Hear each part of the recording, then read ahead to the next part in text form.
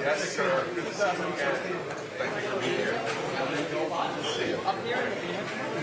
I'm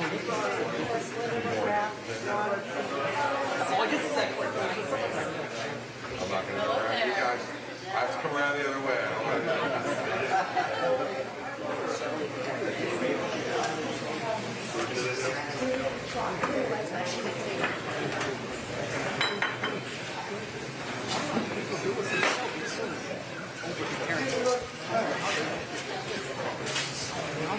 Okay, what we're going to do, welcome everyone. I'd like everyone to stand first for the Pledge of Allegiance. State Rep candidate Bruce Carrier will lead us in the pledge. I pledge allegiance to the flag of the United States of America and to the republic for which it stands, one nation, under God, indivisible, with liberty and justice for all. Please remain standing for the opening prayer. Joe Slavsky, our chaplain, is here. Chris Jones. Here we go.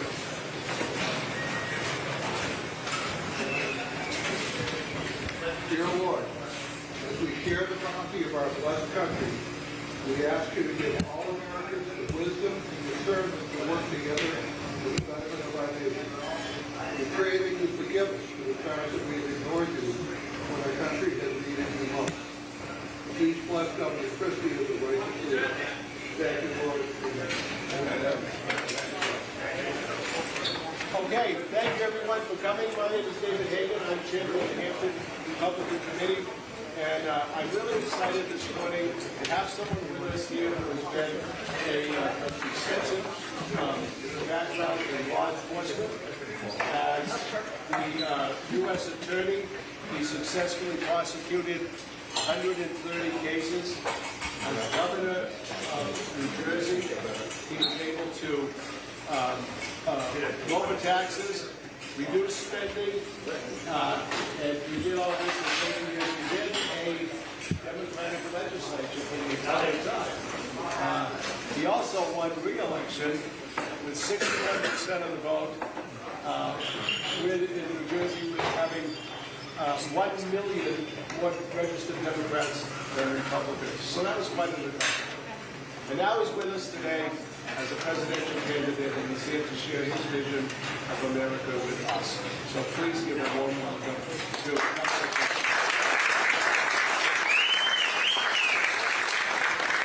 Thank you. I'm going to use this not because we need to, but because they want me to. So we'll make sure that we do that. Dave, thank you. And thank you all for taking the time this morning during this holiday week to give me a few minutes of your time. I want to spend most of my time this morning taking your questions. I want to thank Wayne McDonald, who's the chairman of our campaign here in New Hampshire, for being here. Wayne, thank you, as always, for being here. Two things I'll talk about off the top. First one is to remind all of you why I got into this race in the first place. I got into this race in the first place to make sure that the truth was told in this race. And our party and our country need to hear the truth now more desperately than we've had to for a very long time.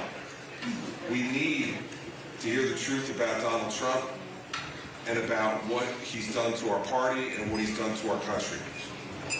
And as this field started to get together and Mary Pat and I were watching from our home in New Jersey, we became completely convinced that the rest of the field really might be unwilling to take him on, and to take him on directly.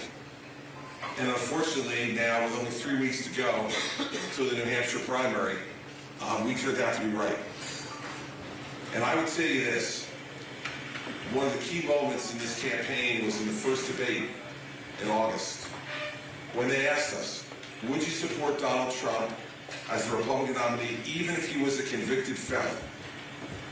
And every other candidate on that stage, other than me and Asa Hutchinson, raised their hands and said yes. Nikki Haley raised her hand, said she would support him if he was a convicted felon.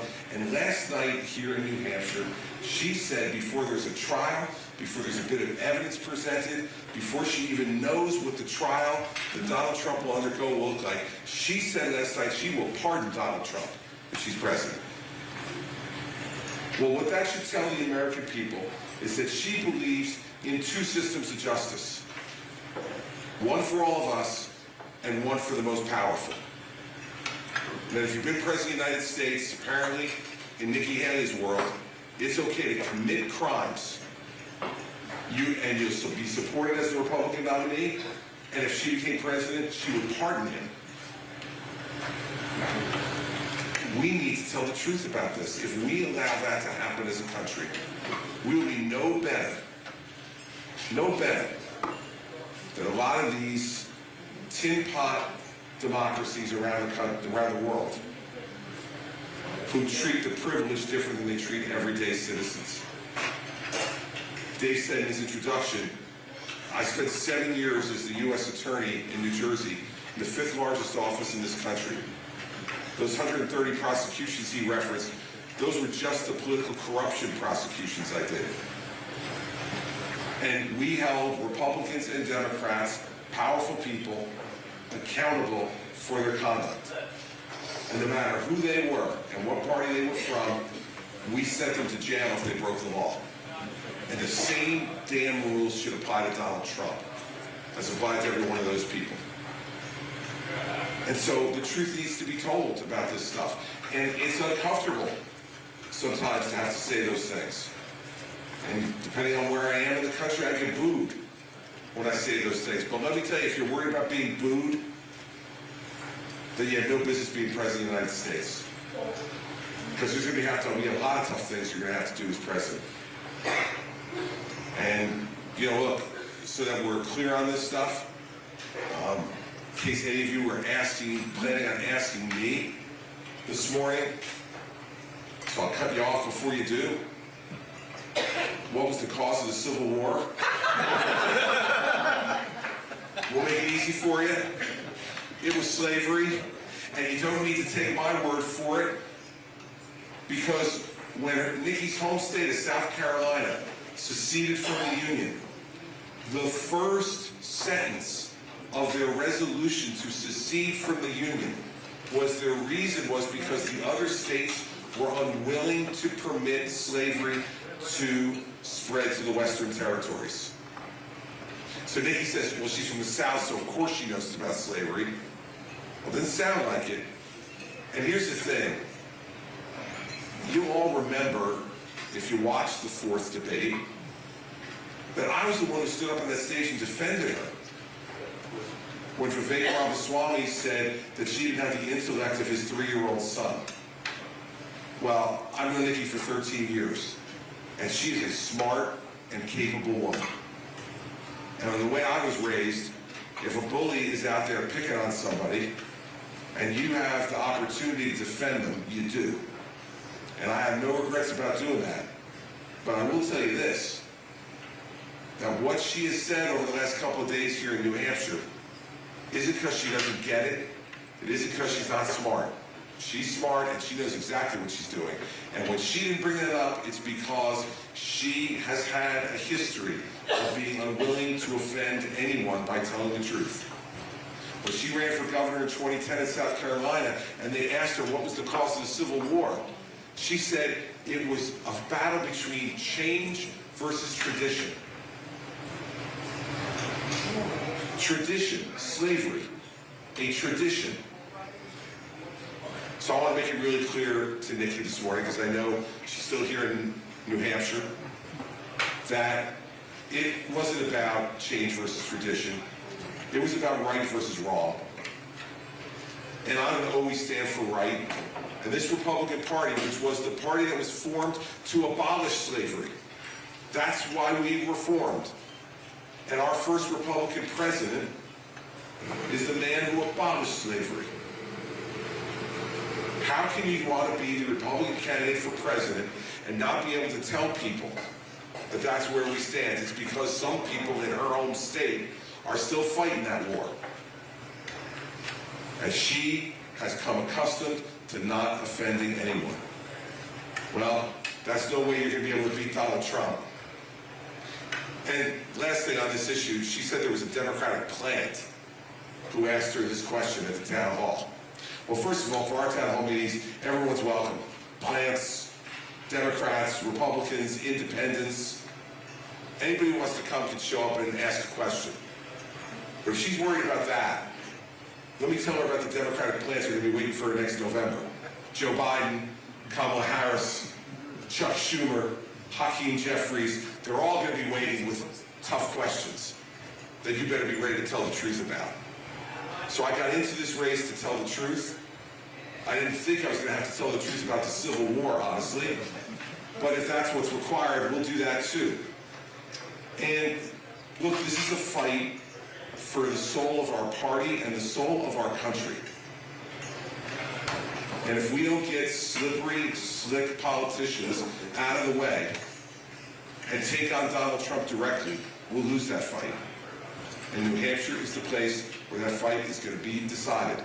Because if you give Donald Trump the win here, he is going to be well on his way to being our nominee again. And I think that's going to lead to Joe Biden and another 4 years of him and Kamala Harris. I don't think that's what any right-thinking Republican wants either. So we have a lot of work to do over the next 3 weeks. And you can count on the fact that I'm going to be here, and I'm going to be doing that work, and I'm going to continue to tell the truth, because that's what you should require of anybody who wants to be president of the United States. So I will stop there, because any of the other issues, and there's lots of them that we can talk about, I assume you're going to ask me about, and I'd rather have you asking me questions than you staring back at me and me giving a speech. So, who wants to ask any questions? Yes, sir. Got it. Go ahead. Hi, Governor. So I think you hit on one of the most important issues that's really a conflated issue, and it's race. I mean, look around this room. This is New Hampshire. Race is such a big issue here in schools, and they make this into something that it's not. I've been recently reading a book by Brian Kilmeade, I'm sure you know, Roosevelt and Booker T. And Booker T. Washington, born into slavery, he didn't have shoes until he was 8 years old. He's free. He accomplishes everything. Builds the Tuskegee Institute, gets Roosevelt elected. Unbelievable guy. But I didn't realize how racist the Democratic Party was. The foundation of the KKK, we liberated the slaves. They've unwritten history and made us to be the bad guys. How do we undo that when they own the rhetoric now? They own the media. I mean, the Republican racist is the go-to trump card for every argument they have, and it's the only argument they have. So how do we get here, and how do we undo this? Well, the way we got here was because we had certain candidates who played to that problem, right? I'll tell you a story from 2016, after I endorsed Donald Trump. You might remember he got endorsed by David Duke, the former head of the Ku Klux Klan. And he was waiting hours and hours and hours to repudiate that endorsement. And so finally, Rice Priebus, the chairman of the RNC, called me and said, look, Trump listens to you. Would you please get him to say he repudiates that endorsement? And I said, sure. So I called Donald on his cell phone, and he was on the golf course, shockingly. But he took my call, and I said to him, look, you know, you got this endorsement from Duke, right? He goes, yep, I know. And I said, look, I'll write the statement for you. Let's just put a statement out, repudiate it, you don't accept it, and then we're past this thing, we'll move on. And he goes, don't rush to do that, Chris. Remember, those people vote too. All right? So part of our problem has been that we've nominated people who play with fire. When you play with fire, you get burned. Now, the other part of it you're absolutely right about. That's why I wanted to say really clearly up front this morning, Nikki is not a racist. It's ridiculous. There's not a racist bone in her body. I've known her for 13 years. She's a good person, and she's not a racist. But that's where lots of folks will go to immediately. And when they do that, they're not only being unfair to her and to us, but also they're missing the point. The point is you got to be willing to stand up and tell the truth. And look, we should be proud of our history, and we should be talking more about it. And that's why I really hate this entire effort to rewrite American history. And that's why I said off the top, we're the party that was formed. Our formation was because we were abolitionists, because we wanted to abolish slavery. We don't advertise that at all. No, and that's why, look, Nikki may have inadvertently given us a really good opportunity here. And that's why I said what I said off the top about our party. We are the folks who stood up and abolished slavery.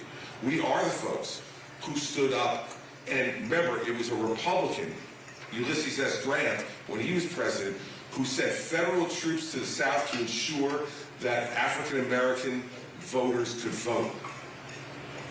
And it was Democrats in the South who opposed that. Yeah. So, you know, we need to be talking about our history and saying it, but here's the problem. If we have candidates saying that, but at the same time they're playing with fire on trying to play with those bad elements of our country, we lose credibility. That's why you can't say it was tradition versus change. That's why you can't use these code words about it, because people hear that too. And they say, you're playing games, and so I can't trust you. So we need Republicans who will just tell the truth directly. And the truth about our party is we are the anti-slavery party. We are the party who put our country with the person I believe was our greatest president ever. Abraham Lincoln is the guy who signed the Emancipation Proclamation, who freed the slaves, who fought the Civil War to make sure that every American could be free no matter what the color of their skin. That's the tradition, the history of our party. But we need honest men and women to stand up and say it even when they're in the South and they might feel uncomfortable. Even when they're in Iowa, they might feel uncomfortable about saying it. You need to say it and stand up for it. And if you get booed by it or you lose a few votes because of it, so be it. Guess what? Those are votes I don't want. And we shouldn't be asking for any of those votes. We should be asking for the votes of people who honor the truth and the heritage of our country and of this party. And that's exactly what I'll do as our candidate. And I'll fight Joe Biden. So remember, Joe Biden was the guy who said Mitt Romney wanted to re-enslave black people. Yeah. Right? What does he change? That's right. He's the guy who plays those games. We're not the party who plays those games. And believe me, you put me on stage with Joe Biden next September, and it will be like a Mike Tyson fight. It'll be over early. Really early. Yeah, exactly. Questions? Other questions? Yes, sir. Right back there. Welcome, Governor. Welcome to New Hampshire.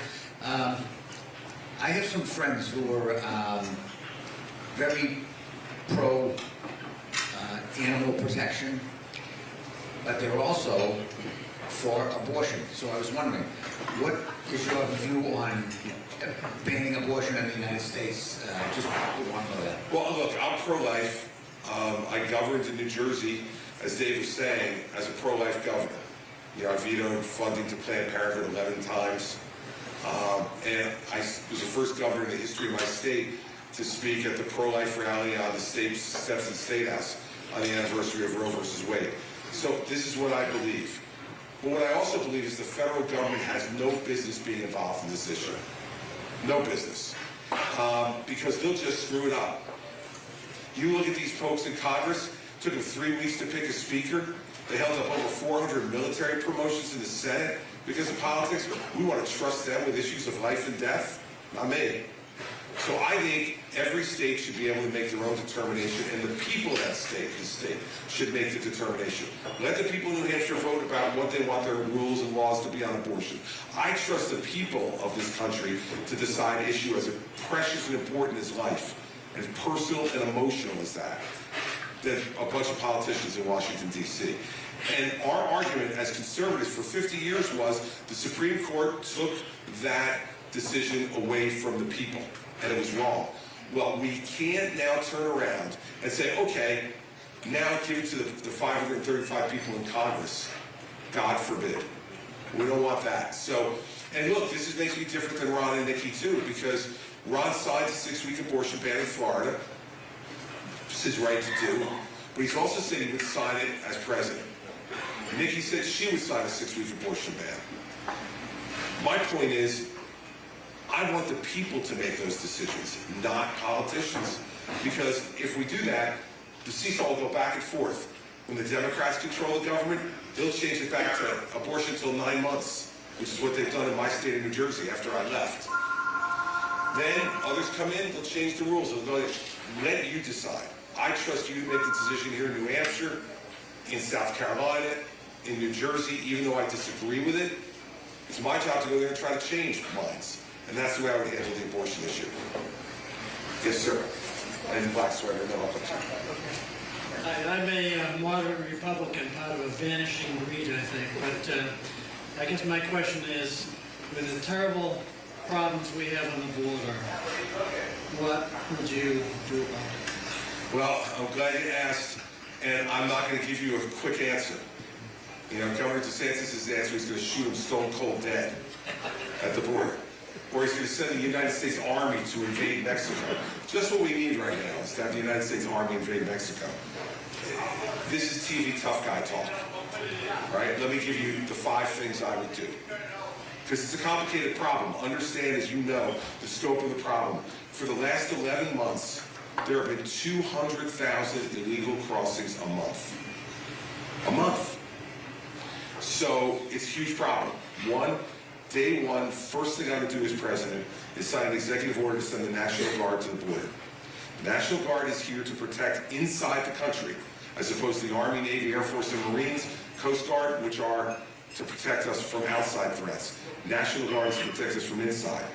I would send them to the border because our Customs and Border Patrol officers, as hard as they're working, they're overwhelmed by 200,000 crossings. They need backup and support to stop the invasion.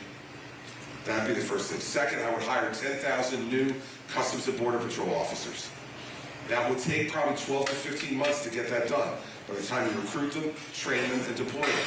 So I keep the National Guard there until all those 10,000 are recruited, trained, and deployed. Then we can pull the National Guard back.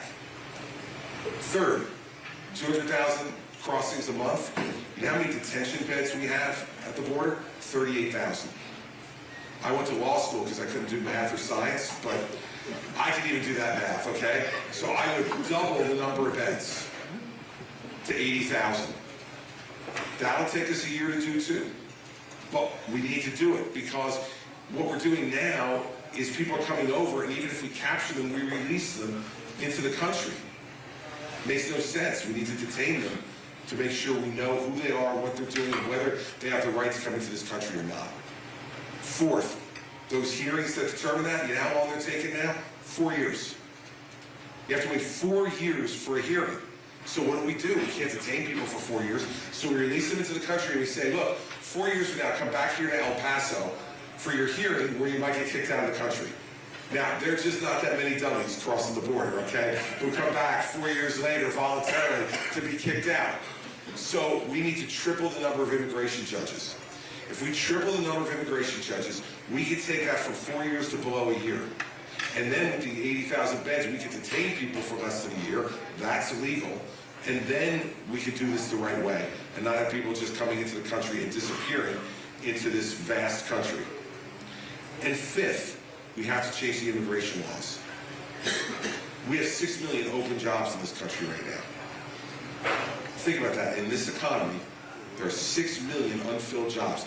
I had a guy come to a town hall last week here in New Hampshire who, his son came. His father owns a body shop, auto body shop here in New Hampshire.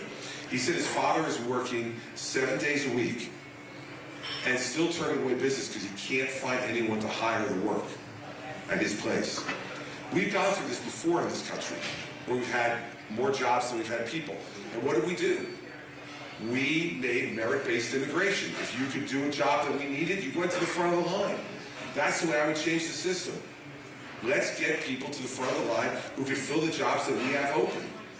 And I know it works because that's the way my great-grandfather got here. My great-grandfather came here in 1901 on the boat from Sicily because he was a stonemason. And they needed stonemasons in New York because they were building New York City. And so he got his ticket because they needed him to come over.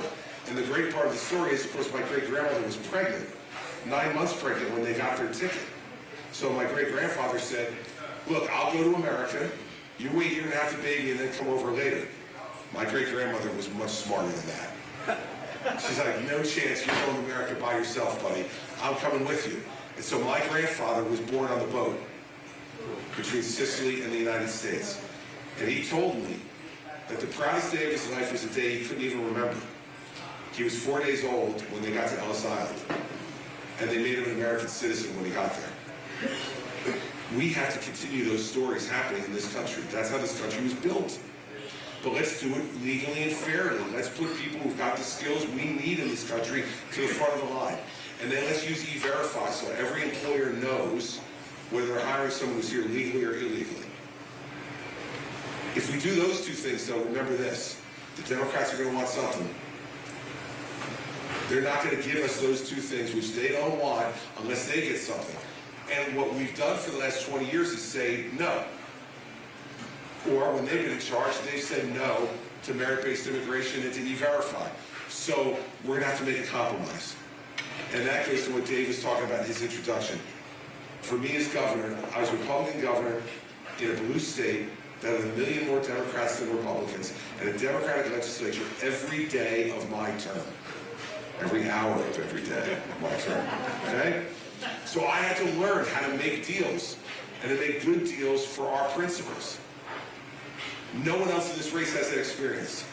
Ron's got a Republican legislature in Florida, Nikki's got a Republican legislature in South Carolina, and we know what Donald Trump did in terms of working with Congress. So the people left in this race, I'm the only one who has the experience to make that kind of deal and to make it good so that we stop the invasion. Because here's the scariest part of that. The scariest part is we don't know who's coming over that border. But we do know that in the last 6 months, 200 people who were on the terror watch list tried to get over. And a number of the folks in this room are old enough to remember September 11th. And my wife was in downtown Manhattan that day, a couple of blocks from the Trade Center. So was my brother. I remember it very well. And so we can't have that again in this country. So that's the other reason it's an imperative to fix the problem. So it's a long answer because it's a complicated problem, but guess what? Those are things that need to be done, can be done, and it's better than telling people you're going to shoot them at the border, or for God's sake, DeSantis is now saying he's going to finish the wall and Mexico's going to pay for it. Have we heard that before? I think we've heard that before. I would finish the wall, but I would tell you honestly, we're going to pay for it. Mexico's not. But I'm okay with us paying for it because if it makes us safer and more secure, that's what we should do, and that's the job of the president, and I would do that as well. Yes, sir. I'm going to switch topics a little bit. First of all, thank you for coming here. My pleasure. Thank you for having me. Here often with candidates of various offices. I'm really nervous about the economy, and when we look at the fuel situation, we look at all the different costs, everything's related to the economy. And what I have in my hands are two bills that look very similar to each other, but they're very different. I'm not going to do a magic trick. Okay. I'm going to read the inscription on one of them. $1 in silver payable to the bearer on demand. This is a silver certificate. Yeah. So $1 in silver today is about 4.5 cents because it's $24 an ounce. The dollar is at risk. We have CDBC, central bank digital currency, looming, and in some cases already in place. And then we have BRICS. BRICS is Brazil, Russia, India, China, Saudi Arabia, and South Africa. Forgive me. South Africa, and a bunch of other countries that are undermining the US dollar as the international currency. The only rand that I want involved in the US dollar being promoted or changed is the one that is, I hope, the soon-to-be senior senator from Kentucky. Okay? Throw that out. What will you do as president? I know we have to get over the first hurdle and the second, right, and a couple of the others. What will you do as president to preserve the integrity of the U.S. dollar and to keep everything flowing, reference to oil and LPG and LNG? What will you do to keep that going? Well, first off, on central bank digital currency, that's not something I want our country to be involved in. For a whole bunch of reasons, privacy reasons, liquidity reasons. I don't think it's something that is necessary or advisable. Second, look, on energy, we have all the energy in this country we need and that a lot of the world needs if we would just get it out from underground. and stop doing what we're doing now under Joe Biden, which is insanity. And so my policies would be very simple. And they'd be mirrored by what I did in New Jersey when I was governor. In those circumstances, we built 2 new natural gas pipelines from Pennsylvania to New Jersey so that we could get off of coal completely and have an affordable energy to heat people's homes. And as you all know up here, home heating oil is not the best way to do that. And you've been prevented by the state of New York from having natural gas pipelines come from Pennsylvania into New England. And I would use the Federal Energy Regulatory Commission to override New York and to get those pipelines built. Third, I would be an advocate for more nuclear power. You know, in my state, 53% of the electricity in New Jersey, the most densely populated state in America, is produced by nuclear power. It's been done safely, effectively, reliably for almost 50 years now. And there's no reason why we shouldn't be doing that all over the country. It helps our pollution problem, and it helps our reliability problem, because nuclear is one of the most reliable energies out there. It's certainly much more reliable than wind or solar, right? So we need to be doing that. If we do that, what will that do as to the currency? Well, it'll bring oil prices down almost immediately, because as you know, oil is a futures market. So we don't have to wait for the oil to be taken out of the ground. If they know we have a commitment to do it, the prices will go down immediately. That will bring inflation down. That will bring our debt service down. Interest rates down, make it more affordable to buy a home for everybody here, make it more affordable to buy a car, to pay for your children's education. Whatever you're borrowing money to do, you can do it cheaply and better if we bring those oil prices down. Also, it brings down the prices at your supermarket and every place else where you buy things, because everything that gets sent there for you to buy is shipped, and most of it's shipped by truck. So we bring fuel prices down, it's going to lower those prices as well, because when they go up, the price, as you know, just gets passed along to us. And the last piece of it is, I will reduce government spending in a meaningful way. In New Jersey, when I came into office, I was left with an $11 billion deficit on a $29 billion budget by my Democratic predecessor. And I had 5 months to fix it, because you got to balance it by the end of the fiscal year. You come in January, our fiscal year ended June 30th. What did I do? We went to zero-based budgeting. And it made every department justify every nickel they spent. And what did we do? I eliminated 832 individual programs. And we balanced the budget without raising taxes. And we have to do the same thing at the federal level. Go to zero-based budgeting, and immediately, before you go to zero-based budgeting, I can cut $1 trillion off the debt. And the way to do that is go to pre-COVID spending levels. We are still spending at the level we spent for COVID. And COVID's been gone now for a while. Yet we're still spending at those levels. That would take $1 trillion of spending off the table that was added during COVID. That we've maintained now every year since then. Then we go to zero-based budgeting for the rest of that $700 billion deficit. Now, I'm not going to eliminate it in the first year. Probably not going to eliminate it in the first 4. But if we continue to show a downward trend to that, and we're growing our economy because of what we're doing with energy and other areas, we will begin to eliminate that deficit. I want you to remember, people think it's impossible now. Remember when George W. Bush and Al Gore were up here 23 years ago, you know what the big economic argument was? Do you remember? How do we spend the surplus? Think about that. It was only 23 years ago. How do we spend the surplus? We can get back there. But it's going to take a president who knows how to do it and is disciplined and understands that less government spending leads to more economic growth. And more economic growth is great for the people of this country rather than the professionals. Yes, ma'am. My question to you is, how would you stop a nuclear Iran?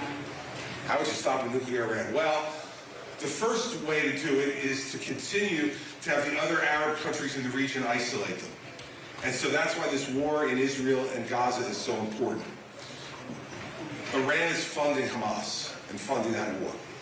And the very difficult job that Israel and the United States have to do together is to thread the needle, and this is what I would do as president, is to make sure that you diminish Hamas, because all those other Arab countries, beside Iran, they want Hamas diminished too. They won't say it publicly, but they're saying it privately, and they've said it to me. So I know that that's what they want. We have to isolate Iran so that they know that if they start to develop any further their nuclear capability, that the entirety of the Middle East and the United States and its allies are arrayed against them. Right now, what they're doing is trying to divide us and divide our allies, divide us from Israel, divide us from our European allies with the efforts in Ukraine. And the smart president won't allow that to happen. I understand that to make America first, we can't have America be alone. We have to be with our friends, and we all have to work together to isolate Iran. But I will say this, if it came to the point where I thought Iran was on the very edge of breaking out and developing a nuclear weapon, I would attack their nuclear capability and I would use our military to do it. Because Iran with a nuclear capability is an unacceptable part of any kind of world peace. Because they will give those nuclear capabilities to groups like Hamas and Hezbollah. They will eliminate Israel, and that's where they'll start. But that's not where they'll finish. And they'll be after every other country that has any kind of modicum of freedom or any religion other than Islam. And that's not where we need to be. So the American president has to be prepared to do everything he can to isolate Iran and stop them without going to war. But if we need to, that's a war that's going to be worth fighting. Governor Christie. Yes, sir. Governor, I think you're a great American and a great Republican. If for any reason you decide to no longer run for president, would you consider challenging Bob Menendez from New Jersey as U.S. Senator? I think you could beat him, and I think we need friends in the Senate.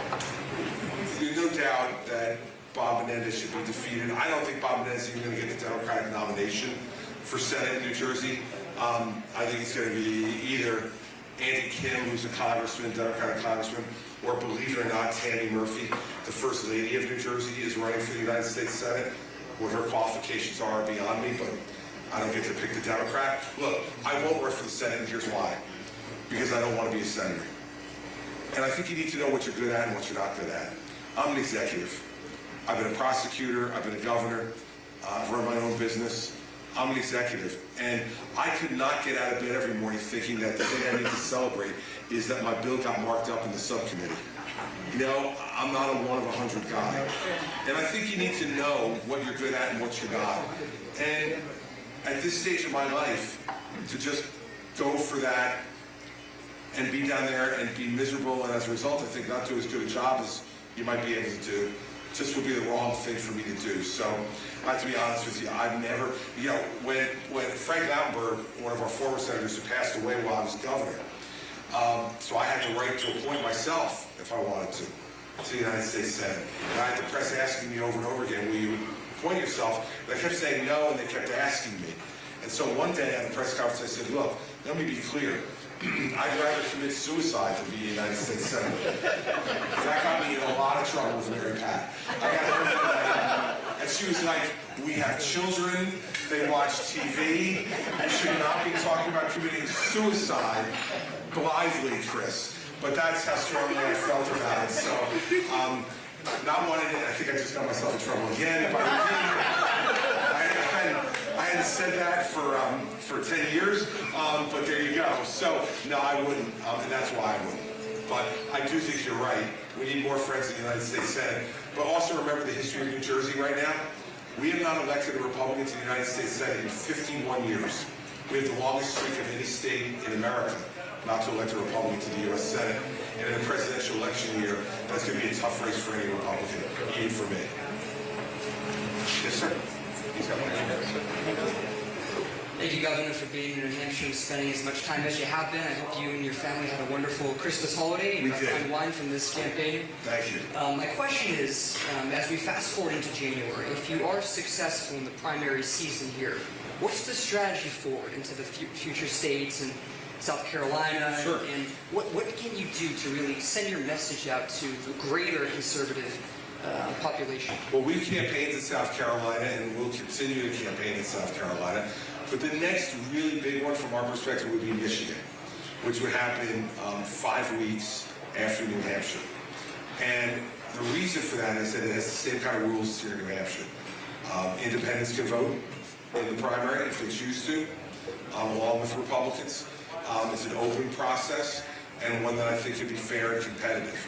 And so South Carolina will be a tough state for us, especially if Governor Haley's still in the race. She'll be there as the home state governor. Donald Trump has the support of most of the elected officials in South Carolina. The current governor, who is Nikki Haley's lieutenant governor, doesn't support Nikki Haley. He supports Donald Trump. Lindsey Graham, he doesn't support Nikki Haley. He supports Donald Trump. And Tim Scott has been scrupulously quiet since he got out of the race about who he supports. So I think South Carolina will compete, but I don't expect to win there. The next place we would go to win would be Michigan. And then Super Tuesday is the next Tuesday.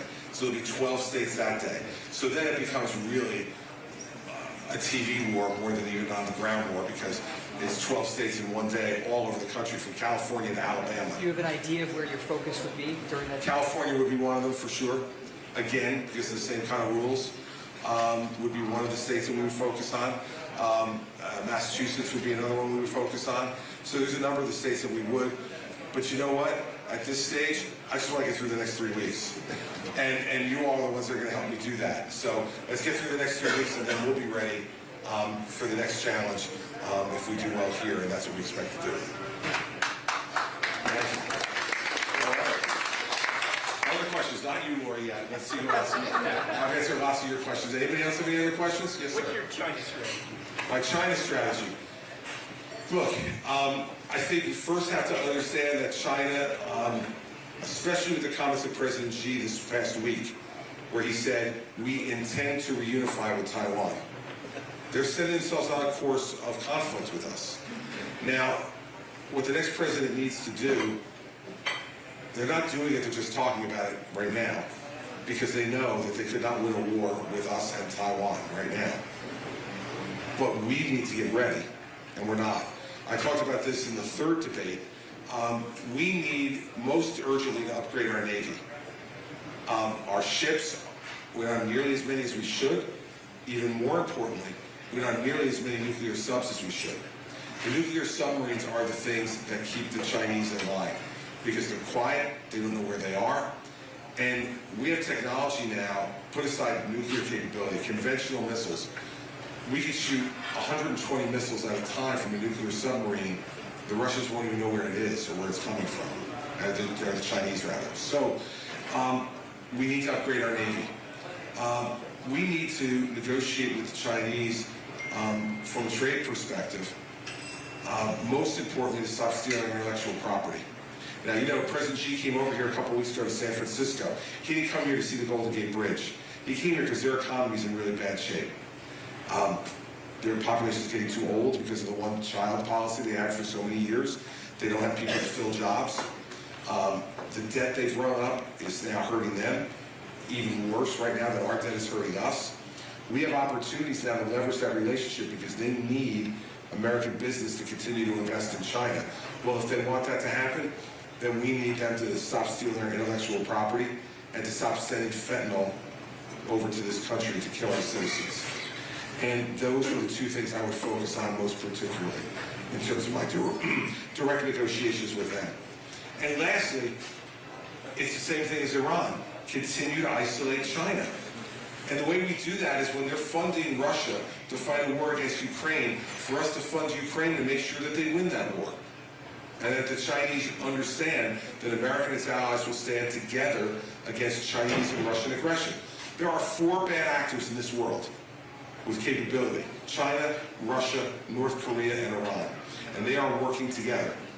And we better stay with our allies. And that's why this Trump, DeSantis, Ramaswamy foreign policy approach of, these aren't our problems.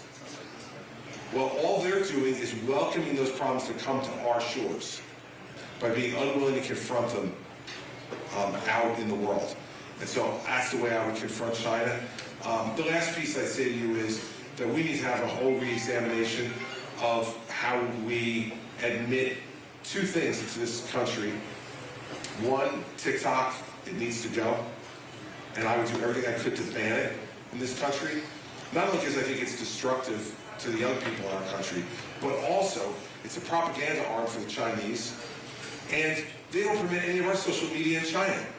So why are we so stupid? We let their social media come here, but Facebook, Twitter, Instagram, all those things, not allowed in China. Because they won't have free flow. I'd stop that.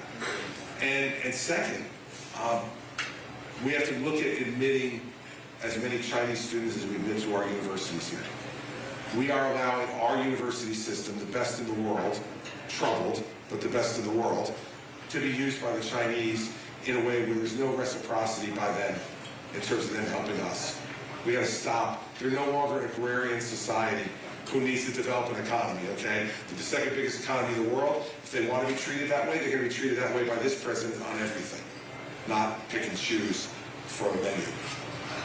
So do that. Yes, What are you ma'am? going to do with the Biden family? With the Biden family. Well, I will tell you this. What I would do is what I did as U.S. Attorney.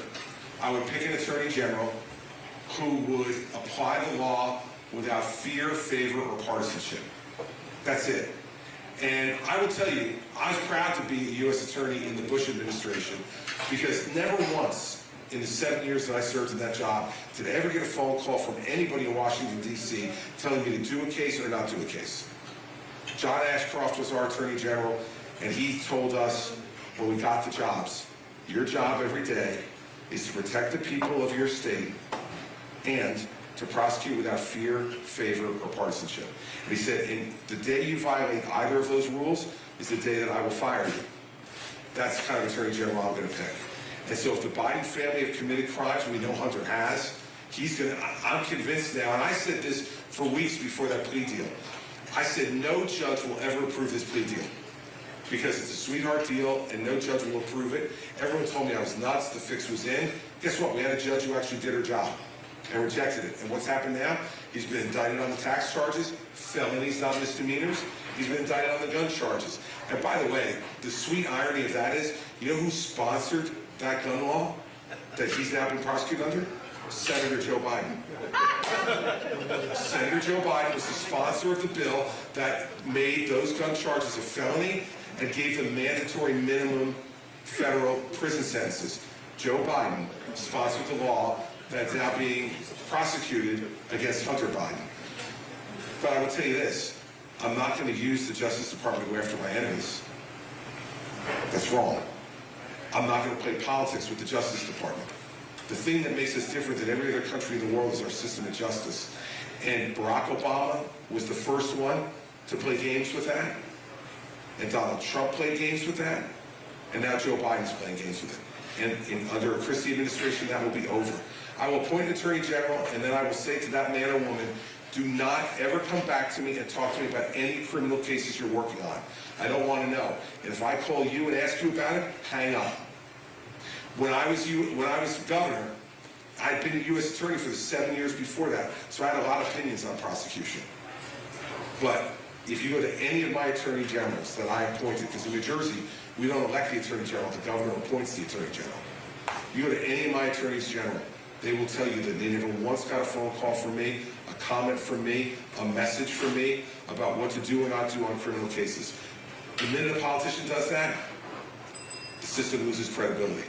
So I will pick someone who will do it the right way, aggressively, without fear, favor, or partisanship, but they will never hear a word from me. Because the minute they do, I undercut our system. That's what the last 3 presidents have done. It's wrong, because guess what? You know, when your party's in control, you think, hey, party. Guess what? The other party's going to come in control at some point, too. We've got to take that out of our politics. And when Donald Trump stands up in this race and says that if someone gets close to criticizing him, he'll call his Attorney General and have them indicted, that's not the kind of country I want to live in. And I don't think it's the kind of country you want to live in. But you better take his word for it, because that's exactly what he'll do. All right, I can take one more, because then I have to let you go. Dave, Chairman's prerogative. Thank you. Speaking of the Bidens, I don't think anyone with a brain, I don't think anyone with a brain believes that Joe Biden got 81 million votes. So going forward, how can we feel secure that our elections are fair and that there isn't any cheating going on. What can you do? Well, look, I would say this to you. I think that if there was, let me start with this. In New Jersey, and in my experience, one of my predecessors was a guy named Brendan Byrne, who was a Democrat. And he used to say that when he died, he made his wife promise that she would bury him in Hudson County, New Jersey, so that he could remain active in politics. And unfortunately, but he lived a long life. Brendan lived into his mid-90s.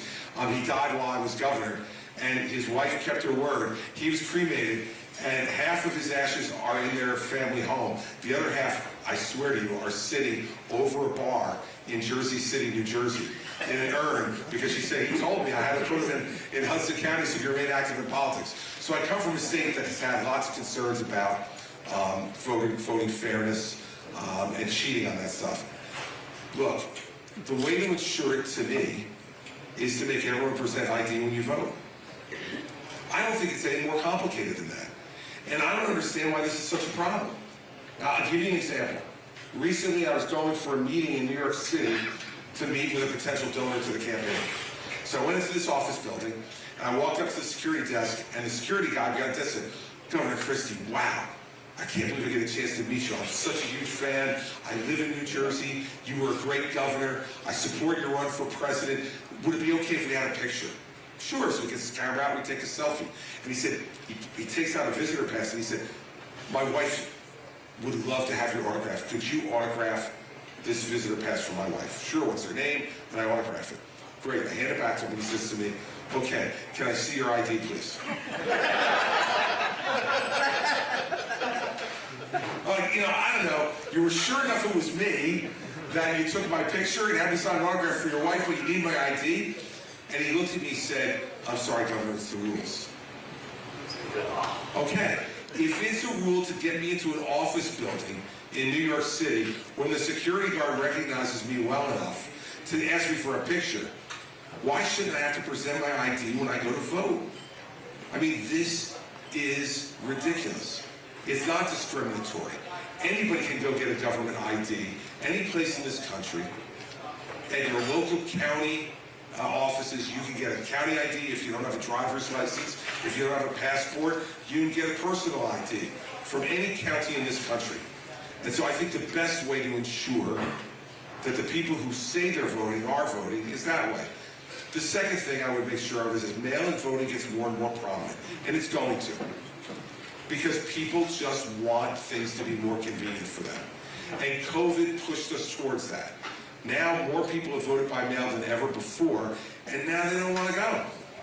And now I love going to the voting booth on election day. To me, there's something communal about it for our country, but I'm getting old, and my kids feel very differently. They want to vote on their phone. Okay, so we're moving to it in a different direction. So on that, we have to ensure that in every state in this country, they have a vigorous signature matching program to make sure that the signature that's on the back of that matches the signature that's at the registration. If you do those two things, vigorous signature matching required in every state, and ID presented when you vote, I think that you can get rid of most of the cheating. You're never going to get rid of all of it. There's always going to be some. But I've never seen enough cheating in an election, in my experience, to change the result.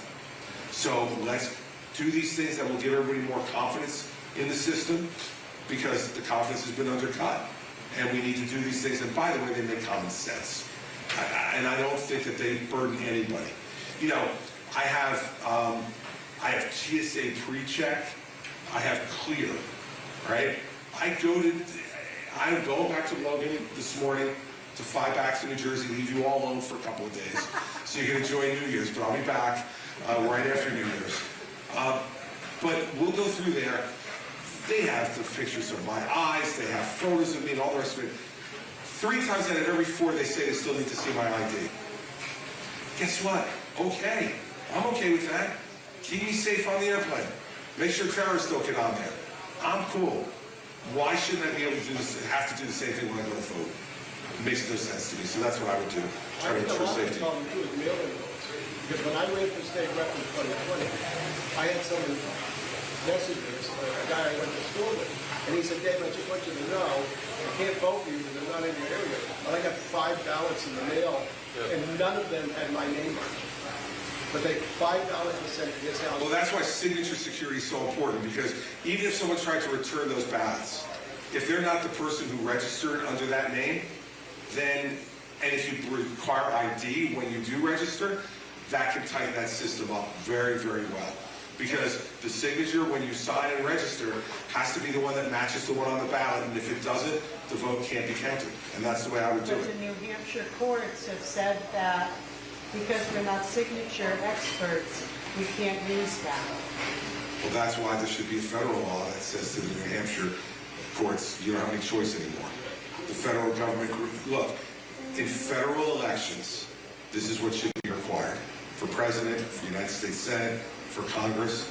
If New Hampshire wants to have different rules for their state reps and their state Senate and their governor, that's up to them. The federal government has no business being involved in that. But in elections that are for federal offices, those requirements should apply, no matter what. And that's the way I would deal with it as president. Get Sununu in here next time and ask him why he hasn't passed a law to try to change that. You can ask him that.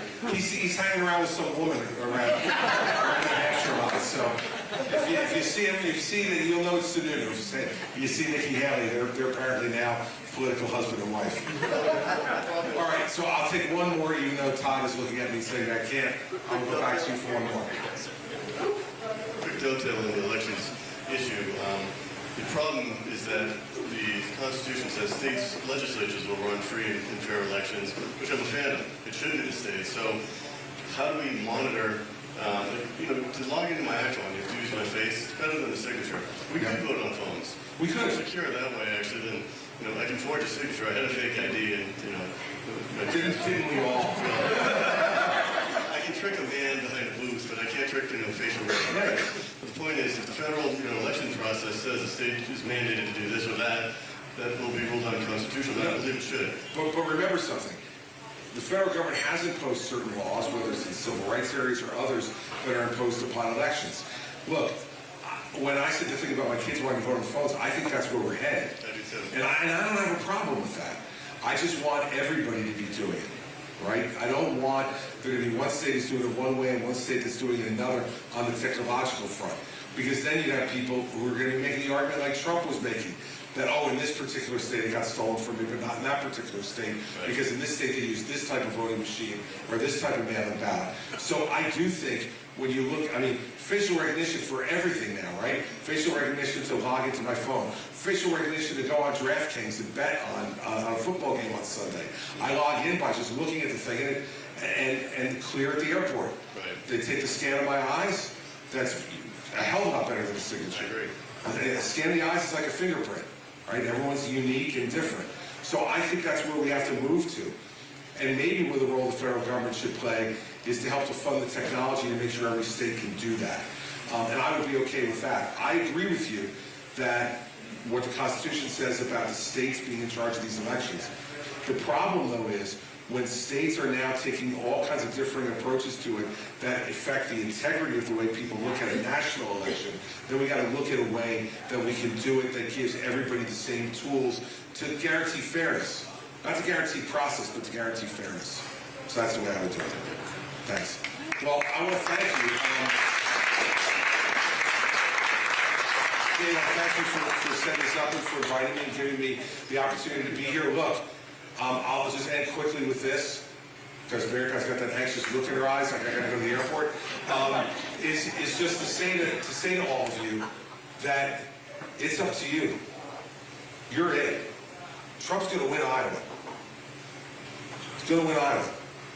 And the question is going to be, when it comes to New Hampshire, what are you going to do? I would say this, the most important issue in this race is character.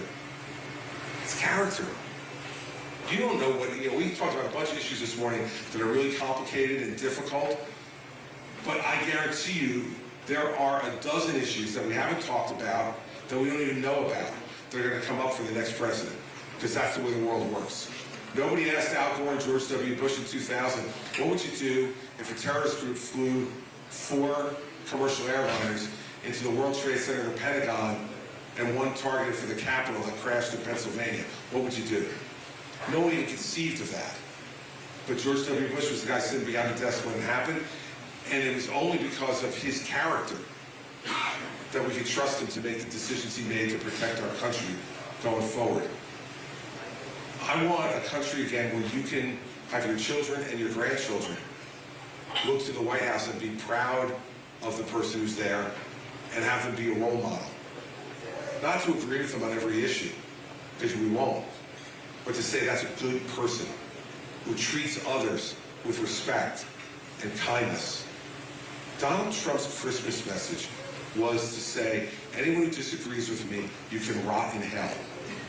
It's literally his message on his social media on Christmas Day. If you disagree with me, rot in hell. On Thanksgiving, he put out a social media message saying, I'm thankful for all the people I hate, and here they are, and he listed them. Now, this is not somebody we can point to in the White House and say we're proud. Somebody we can point our children or grandchildren to and say, act like him. And if we can't say that, then why do we trust him to keep any promises or to make the most difficult decisions that will affect this country's future? We can't just say, well, he's not as bad as Biden. It seems to me this country deserves better than two guys who are going to be combined 160 years old, one of them who can't seemingly complete a paragraph, and one of them who you don't want him to complete the paragraph. We deserve better than that. And I'm in this race because we deserve better than that. But guess who's going to decide whether we get better? New Hampshire. 300,000 of you or thereabouts are going to decide the next president of the United States. Because if Donald Trump wins here, I fear he's going to be the nominee. And I think that's going to lead us to 4 more years of Joe Biden and Kamala Harris. And that will be destructive for our country and the world. So it's time to decide. 3 weeks to go. Keep listening. I want your support. I want your vote. And I promise you that if you elect me, you won't agree with me every day.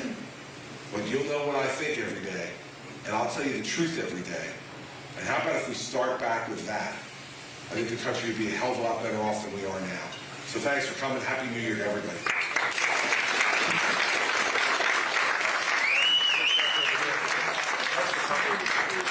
Thanks for your question. Thanks for coming and listening. Thank you for coming. Thanks for your question. Appreciate it. Really nice to meet you. Thank you. Dave, thank you. Yeah, there you go. Appreciate it very much. Thanks for taking the time. Appreciate your help.